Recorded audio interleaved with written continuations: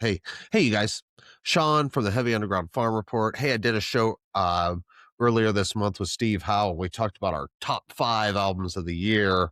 So I wanted to follow up and do my 6 through 10, at least have top 10 for 2025. It was a great year for music. Well, I'm going to recap the top 5 that Steve and I did. And then I'm going to talk about some albums I'm still listening to from last year. And then I am going to bitch and moan about all the fucked up shit. No, I'm just kidding. Yeah.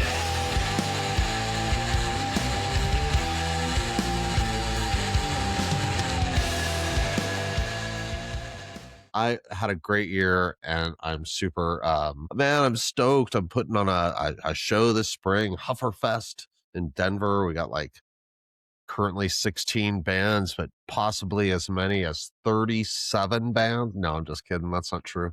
But 17, I'm still hoping for 17 bands. So we'll see what's happening with that. We should hopefully have an announcement in the next, well, hopefully before April 24th. That's what I'm hoping for. Anyway, man. So, hey, top 10 albums of the year. I know everybody's putting out their list. I didn't really have any plans on New Year's Eve. Andrea's working and I had to work today and I didn't get off till late.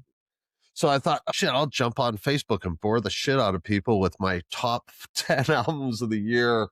Let me recap really quick what Steve Howe and I talked about earlier, my top 5 albums of the year.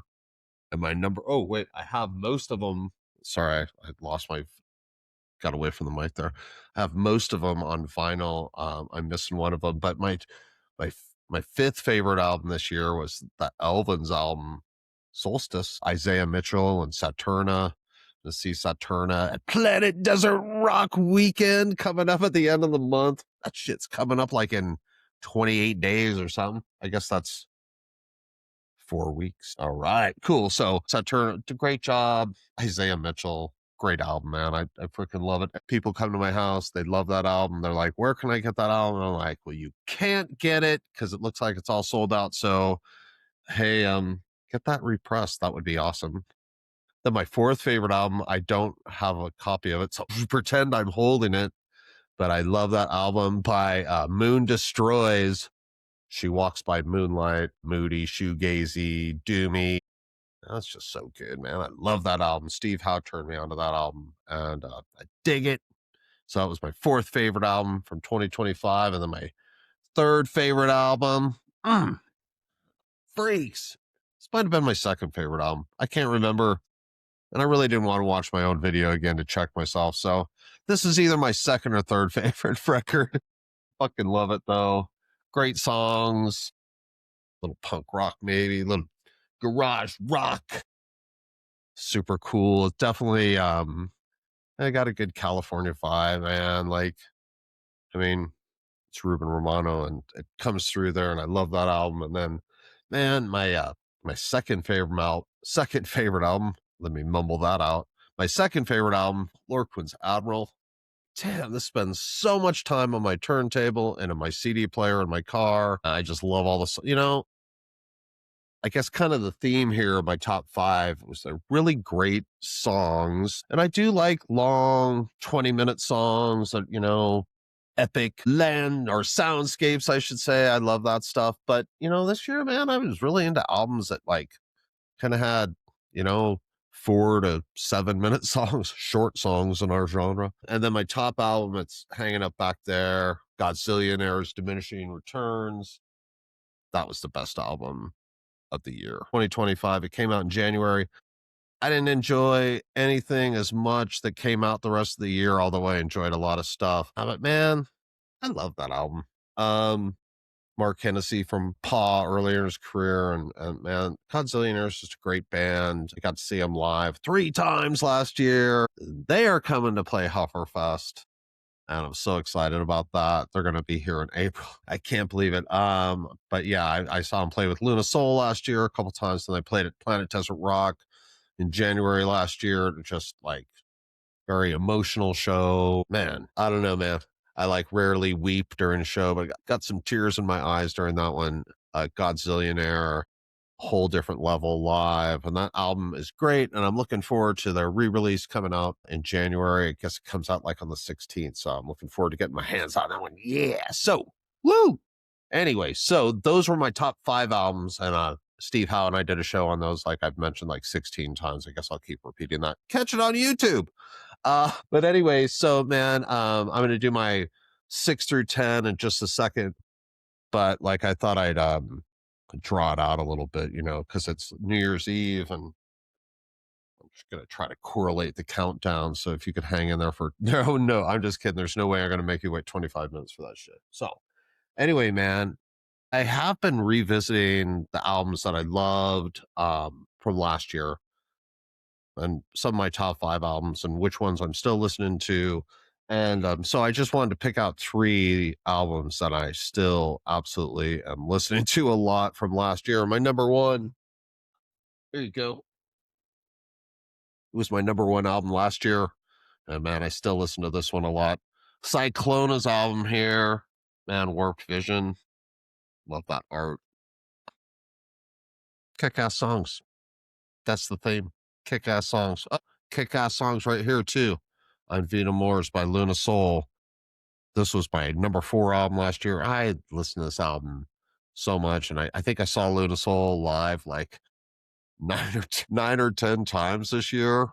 I like them, and I do. I love Dave and Zeth, and Jason's with the band now, and Jason grows, and it's just exciting times for those guys. And guess what? They're playing at Hufferfest. What? Hell yeah! So, hey man, if you haven't heard about this show, Hufferfest, I'm going to mention about 57,000 more times. You can get tickets at hufferfest.com. But don't do it right now. Actually, if you're going to buy tickets, do it right now. You can watch this shit later. But hey, man, we're going to do a whole weekend out in Denver. But Saturday night, Luna Soul's playing. They're playing with Godzillionaire. It'll be awesome. And then I listen to this album a lot too. This Elephant Tree Lowrider Split, man. Blues Funeral put this one out. Just badass. Some classic stoner doom there. That European stuff just hits a little bit different. I love it, man. Great production value on that, and then the songs are just they're great, and they're more of that traditional stoner rock from like Europe that you would expect. So loving those 3 albums still. There's no way I'm drawing this out till midnight on the East Coast. So you guys are gonna have to like drink your champagne without me. Hang on, let's see if anybody's actually. There's nobody chatting. Is there a public chat? Let me click on this. There is a public. There's Daniel. Daniel, what's up, brother? How are you doing, man? Happy New Year. And then Caleb, woo, and Black Moon Cult. I love you guys. You're freaking awesome. I had the pleasure this year of having Black Moon Cult crash at my house when they played in Denver, and they are the nicest guys in the world. And we had a super fun time, and they just had a great show out here. They're fucking kick ass. We may be talking about them a little bit later. So I appreciate you guys listening. Thanks. Anyway, should we go ahead and do it? No, I'm gonna wait. Hey, let me just talk really quickly about like the best shows that I saw last year. And Black Moon Cult kind of kicked that off. And when I saw Black Moon Cult in Denver at the Crypt, man, just next level watching Caleb and the guys. And they played Stoned Ape, and that was without it. Like I don't think there's any doubt that was my favorite live song that I saw all year. Those guys playing Stoned Ape. So if you get to catch Black Moon Cult, the Stoned Ape will be the highlight of the show. Absolutely freaking dug that.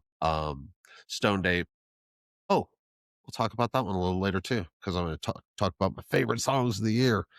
Anyway, all right, cool. Moving on. You got tickets for Planet Desert Rock Weekend in Las Vegas, John Gist show?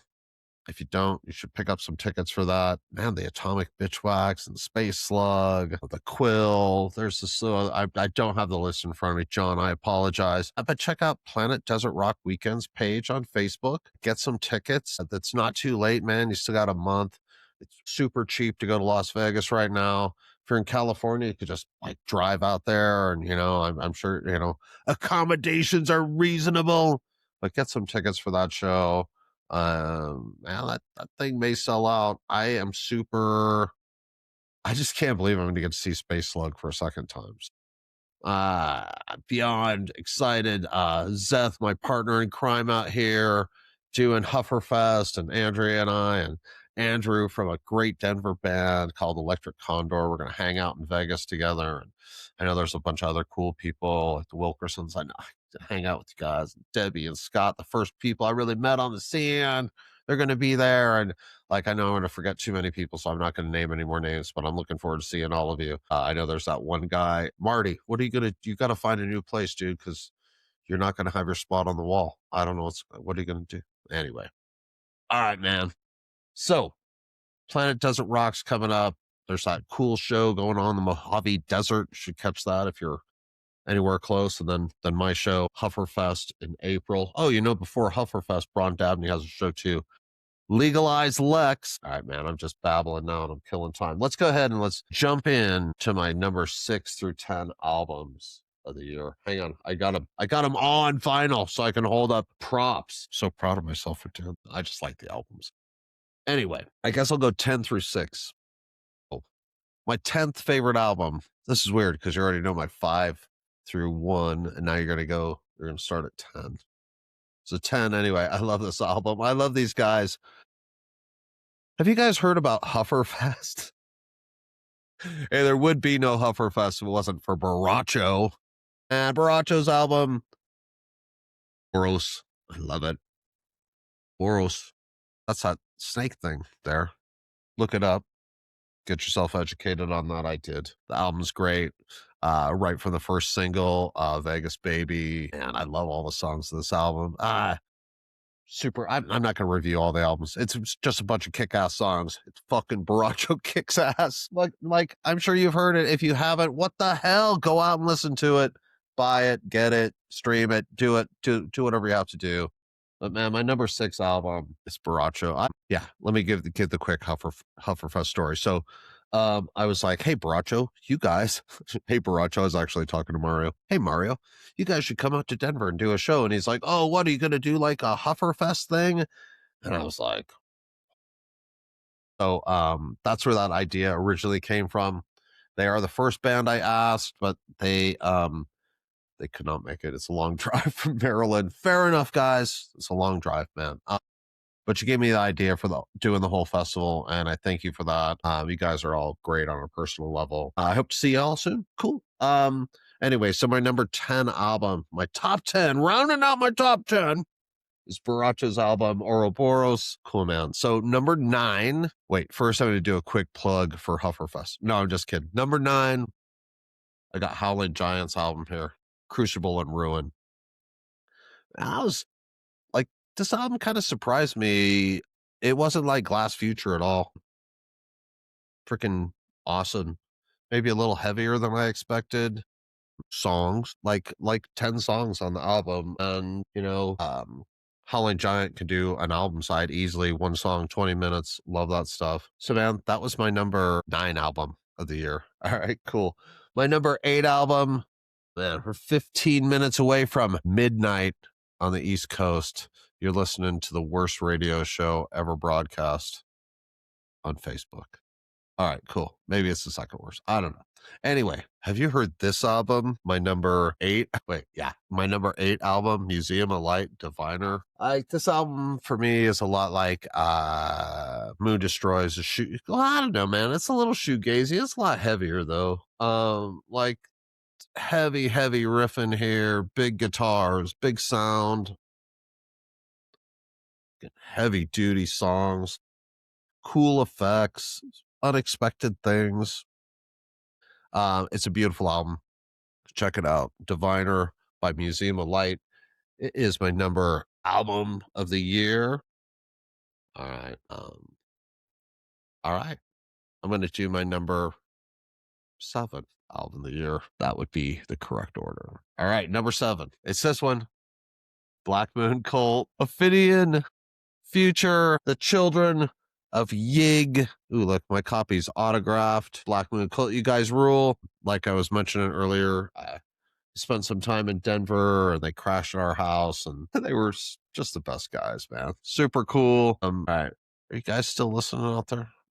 anybody's listening, I appreciate you doing that. I know it's New Year's Eve and like maybe you have better things to do. I can't imagine what. Like I was mentioning earlier, Andrea had to work, so I was home and I was bored by myself, so I thought I'd do a live show. So hey man, I got my Cobranoid shirt on. Do you know Cobranoid is playing Hufferfest this spring in Denver? Have you heard about Hufferfest? Man, there's 17 bands, 3 days, 17 bands, 1,000 high fives, according to Cobranoid's drummer Kevin. I like to think it's infinite riffs. Either way, 1,000 high fives is almost infinite. You got the lighter sound like you do in Sweet Leaf there. So, yeah, number 6. So, squished between 7 and 5 albums that you already know that I've listed. Number 7 being Black Moon Cult's album, Ophidian Future. Number 5 being, suck at remembering things. The album that I had 5th. Oh, the Elvin's album, Solstice. My number 6 album is this badass metal album with such a great singer, Crystal Spiders, Metanoia. Some good shit right here. I don't know, man. It's close. I don't know, between that and the Freaks album, those are probably the 2 albums I listen to the most this year. I love every song on that album. Crystal Spiders just absolutely knocked it out of the park. I saw them at Ripplefest, and I thought they were really good.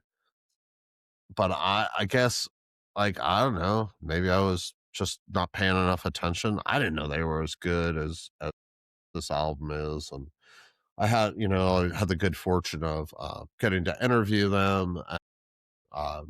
Breno was great. The guys are fantastic, and they're smart, and they're writing great songs. I know it's crazy writing great songs. It's weird how well or how far writing good songs will get you. I mean, once again, I'm a guy who will listen to a 20 or 30-minute long soundscape and absolutely enjoy the hell out of it. But man, this year, songs. Let me talk about my 3 favorite songs. Let me talk, you got my top 10 albums. Let me talk about my 3 favorite songs. So all these songs, my top 3 came from my top 10 albums. Hey, Volume. Hey, Patrick. How are you doing, man? People did. Hey, I know I just briefly mentioned it, but that the Mojave Desert show, you guys, the Mojave Experience, absolutely. Like, if you can go to that show, like, you are crazy to miss it. I wish I could go. I just have too much going on this year. I caught Volume when they came through Denver, and they absolutely blew my mind. And I know they had a lineup change, and they're just as strong as ever. And so, hey, man, thanks for checking it out, brother. Cool, man. Yeah, man. I'm super excited for you, bud. Putting on a show is like the most stressful, but perhaps rewarding thing I've done in years. So, right on, man. Well, anyway, I was gonna jump into my top 3 favorite songs of the year, and so uh, I mentioned it live, but Stoned Ape off Black Moon Cult's album. That song, it's just so much fun, and like seeing it live, Stone, and the whole band just really gets into it. And I mean, it's like I watched that whole song with just like a grin I could not get off my face. And Andrea and I like talked about it on the way home and how much fun we had watching that one in particular. And then it was like, and then we tried not to get all geeky because those dudes were like, crashing on our floor, and we were like, you know, we didn't want to make them do it again in our house, but we did. No, we didn't. We didn't do that. But no, man, Stone Ape, like that song, and then like, gosh, hang on, I like have a bad memory because it's probably it could be the marijuana. I don't know. It's like occupational hazard. There we go. I got it. So, man, I fucking love this album. These guys are coming to Denver in March, and they're playing with Luna Soul and with Lord Velvet. By the way, Luna Soul and Lord Velvet are also playing this festival in Denver called Hufferfest. So check them out there. But man, first we're gonna check them out when they roll through with the Freaks. My favorite song on this album is Weirdness. I love Weirdness. It's all right, man. You got to check it out. I can't play the songs. It's like copyright things, and like put a strike against you. I didn't even know we were involved with baseball. I don't even know what that means. But yeah, Weirdness is my second favorite song probably this year. Not probably, it is. I'm giving you a list. But my favorite song this, I already buried the album, but I just talked about it. My favorite song this year is Torch by Crystal Spiders.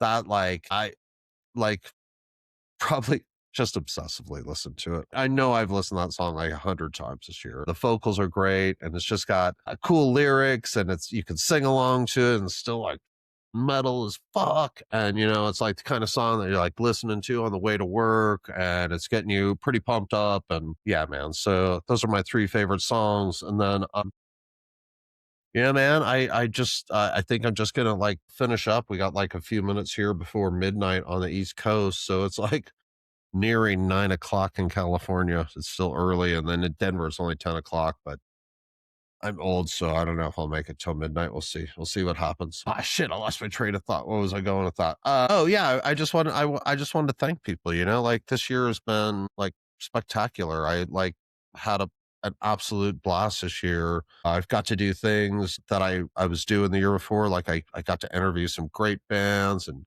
I mean, I too many bands to list. I went hard at the beginning of the year and interviewed a lot of people and had a blast. And then I kind of burned out a bit.